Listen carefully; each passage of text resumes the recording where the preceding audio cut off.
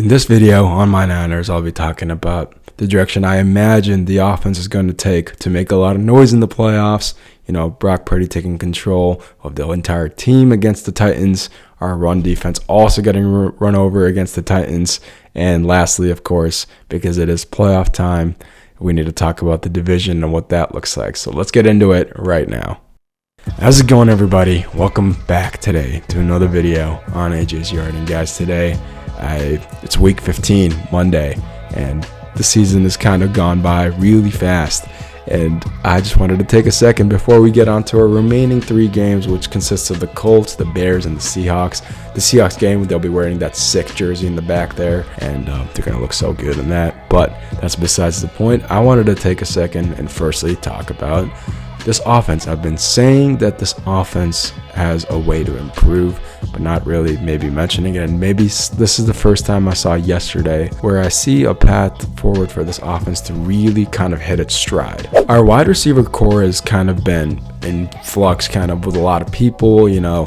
It's not been the strength of this team for sure in this offense. The strength of this team has been CMC, but anyways, Ricky Pearsall, Juwan Jennings, and George Kittle. Those have kind of been, hopefully now, our solidified core of receivers. And, you know, hopefully we're going to get them more involved, because getting them more involved, especially on the perimeter, really opens up the run game for CMC. I just think that most defenses now are just focusing on CMC because he's being used so much. Hall of Famer, he's a 1,000-yard running back, but he's also a 1,000-yard receiver. It's just crazy. He might do that twice now in his career. But yeah, it's just kind of been, we used to remember seeing a lot of CMC chunk plays, like long plays, especially in previous seasons. And now it's not been the case. I think his longest run this season is, I'm going to have to actually look it up, but I think it's 20 plus or so. Yeah, I'm just looking at it right now. CMC's longest rush is 20 yards. So I see people saying that maybe he just doesn't have it anymore, but I just think that's a scheme problem. And yeah, with wide receivers on the perimeter helping there, it would help the run game a lot because it kind of distracts the defense and pulls them all over the place. I also wanted to talk about Brock Purdy having a great night. He had a rating of 140 at 295 yards, 3 touchdowns, no interceptions. The best thing, of course, is just to see, like I've been saying, his toe is not bothering him. He rushed for 20 yards. The last time a San Francisco quarterback ran for that much was in 2016 with Colin Kaepernick.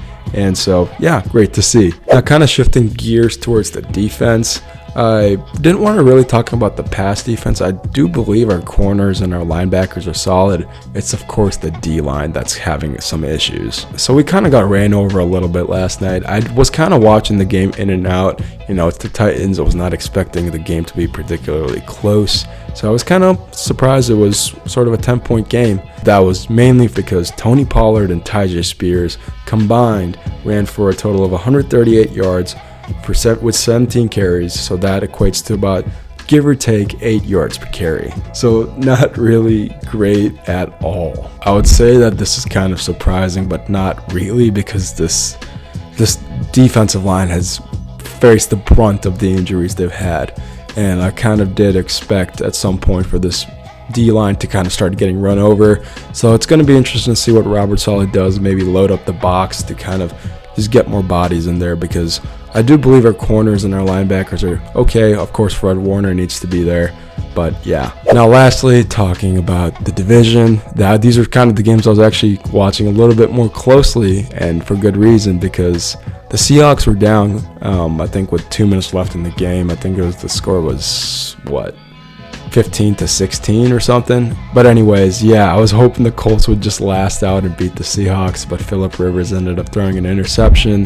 The Seahawks then went down the field and got kicked a field goal, won the game 18-16. Then the Rams game, I was also thinking that this would go well as well. I think at one point the Lions had a 10-point lead, but then I think the Lions offense, from what I understood, kind of fluttered in the second half and just, you know, died out. And the Rams offense, of course, just went full speed. Matthew Stafford had a couple mistakes, which I believe the Niners will have to capitalize on if they do end up seeing them in the playoffs. So yeah, the Seahawks and the Rams won, which means I think now that the Niners are still 6th in the overall NFC conference, and 3rd, of course, in the NFC West. So yeah, guys, just some food for thought. I've been saying that this offense needs to get better because this defense might not be clutch in some situations, and it's going to be the offense that has to make a lot of big plays.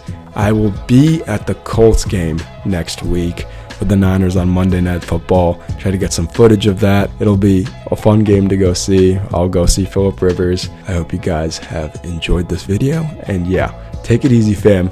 Peace.